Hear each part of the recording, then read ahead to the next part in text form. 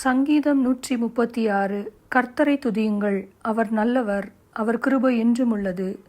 தேவாதி தேவனை துதியுங்கள், அவர் கிருபை என்றும் உள்ளது. கர்த்தாதி கர்த்தரை துதியுங்கள், அவர் கிருபை என்றும் உள்ளது. ஒருவராய் பெரிய அதிசயங்களை செய்கிறவரை துதியுங்கள், அவர் கிருபை என்றும் உள்ளது. வானங்களை ஞானமாய் உண்டாக்கினவரை துதியுங்கள், அவர் கிருபை என்றும் உள்ளது. தண்ணீர்களுக்கு மேலே பூமியை பரப்பினவரை துதியுங்கள், அவர் கிருபை என்றும் உள்ளது. பெரிய சுடர்களை உண்டாக்கினவரை துதியுங்கள், அவர் கிருபை என்றும் உள்ளது. பகலில் ஆழச் சூரியனை படைத்தவரை துதியுங்கள், அவர் கிருபை என்றும் உள்ளது. இரவில் ஆழச் சந்திரனையும் நட்சத்திரங்களையும் படைத்தவரை துதியுங்கள், அவர் கிருபை என்றும் உள்ளது. எகிப்தியருடைய தலைச்சன்களை சங்கரித்தவரை துதியுங்கள், அவர் கிருபை என்றும் உள்ளது. அவர்கள் நடுவில் இருந்த இஸ்ரவேலை புறப்பட பண்ணினவரை துதியுங்கள், அவர் கிருபை என்றும் உள்ளது. பலத்த கையினாலும் ஓங்கிய புயத்தினாலும் அதை செய்தவரை துதியுங்கள், அவர் கிருபை என்றும் உள்ளது. சிவந்த சமுத்திரத்தை இரண்டாக பிரித்தவரை துதியுங்கள், அவர் கிருபை என்றும் உள்ளது. அதின் நடுவே இஸ்ரவேலை கடந்து போக பண்ணினவரை துதியுங்கள், அவர் கிருபை என்றும் உள்ளது. பார்வோனையும் அவன் சேனைகளையும் சிவந்த சமுத்திரத்தில் கவிழ்த்து போட்டவரை துதியுங்கள், அவர் கிருபை என்றும் உள்ளது. தம்முடைய ஜனங்களை வனாந்திரத்தில் நடத்தினவரை துதியுங்கள், அவர் கிருபை என்றும் உள்ளது. பெரிய ராஜாக்களை சங்கரித்தவரை துதியுங்கள், அவர் கிருபை என்றும் உள்ளது. பிரபலமான ராஜாக்களை அழித்தவரை துதியுங்கள், அவர் கிருபை என்றும் உள்ளது. எமோரியரின் ராஜாவாகிய சீகோனை அழித்தவரை துதியுங்கள், அவர் கிருபை என்றும் உள்ளது. பாசானின் ராஜாவாகிய ஓகை அழித்தவரை துதியுங்கள், அவர் கிருபை என்றும் உள்ளது. அவர்கள் தேசத்தை சுதந்திரமாக தந்தவரை துதியுங்கள், அவர் கிருபை என்றும் உள்ளது. அதை தம்முடைய தாசனாகிய இஸ்ரவேலுக்கு சுதந்திரமாகவே தந்தவரை துதியுங்கள், அவர் கிருபை என்றும் உள்ளது. நம்முடைய தாழ்வில் நம்மை நினைத்தவரை துதியுங்கள், அவர் கிருபை என்றும் உள்ளது. நம்முடைய சத்துருக்களின் கையிலிருந்து நம்மை விடுதலை பண்ணினவரை துதியுங்கள், அவர் கிருபை என்றும் உள்ளது. மாம்ச தேகமுள்ள யாவுக்கும் ஆகாரம் கொடுக்கிறவரை துதியுங்கள், அவர் கிருபை என்றும் உள்ளது. பரலோகத்தின் தேவனை துதியுங்கள், அவர் கிருபை என்றும் உள்ளது. சங்கீதம் 137. பாபிலோன் ஆறுகள் அருகே நாங்கள் உட்கார்ந்து அங்கே சீயோனை நினைத்து அழுதோம். அதன் நடுவில் இருக்கும் அலரி செடிகளின் மேல் எங்கள் கின்னரங்களை தூக்கி வைத்தோம்.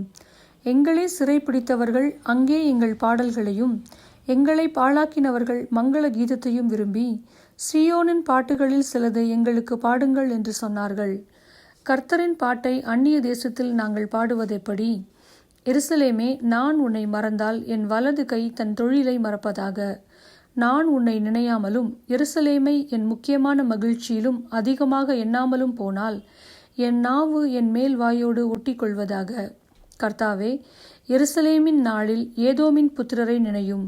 அவர்கள் அதை இடித்து போடுங்கள், அஸ்திபாரம் மட்டும் இடித்து போடுங்கள் என்று சொன்னார்களே. பாபிலோன் குமாரத்தியே, பாழாய் போகிறவளே, நீ எங்களுக்கு செய்தபடி உனக்கு பதில் செய்கிறவன் பாக்கியவான். உன் குழந்தைகளை பிடித்து கல்லின் மேல் மோதி அடிக்கிறவன் பாக்கியவான். சங்கீதம் 138. தாவீதின் சங்கீதம்.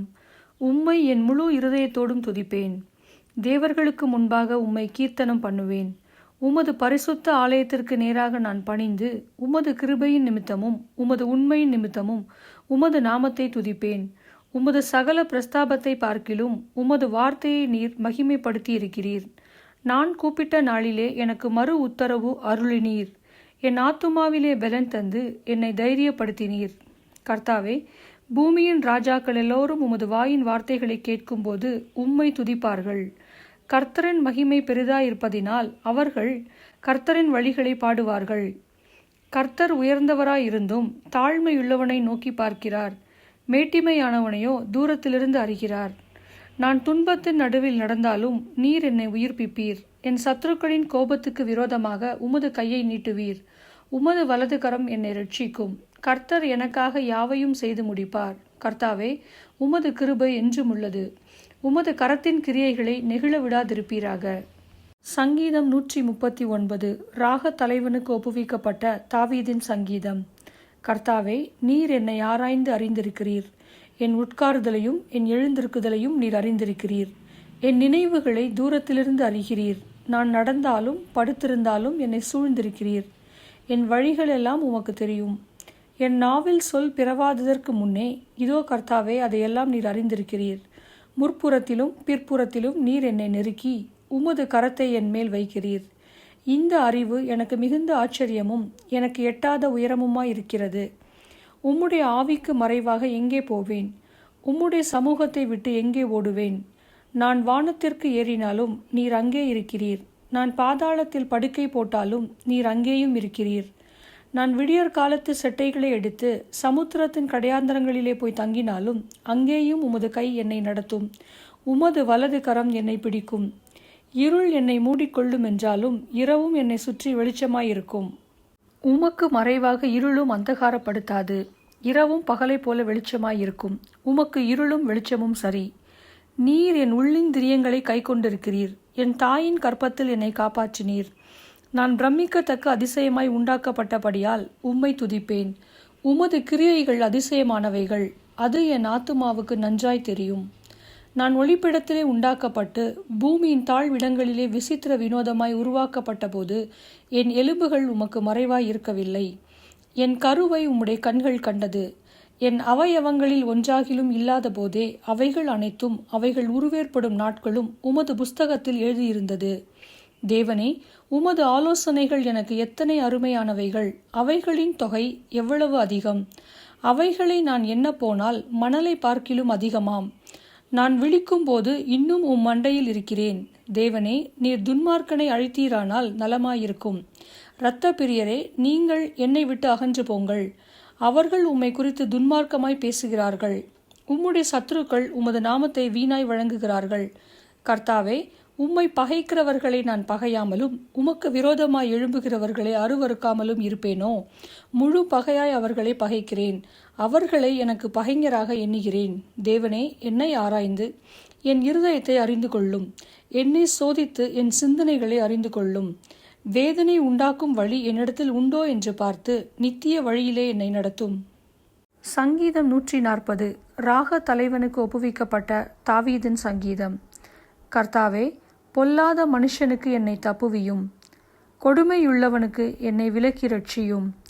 அவர்கள் தங்கள் இருதயத்தில் பொல்லாப்புகளை சிந்தித்து யுத்தம் செய்ய நாள்தோறும் கூட்டம் கூடுகிறார்கள்.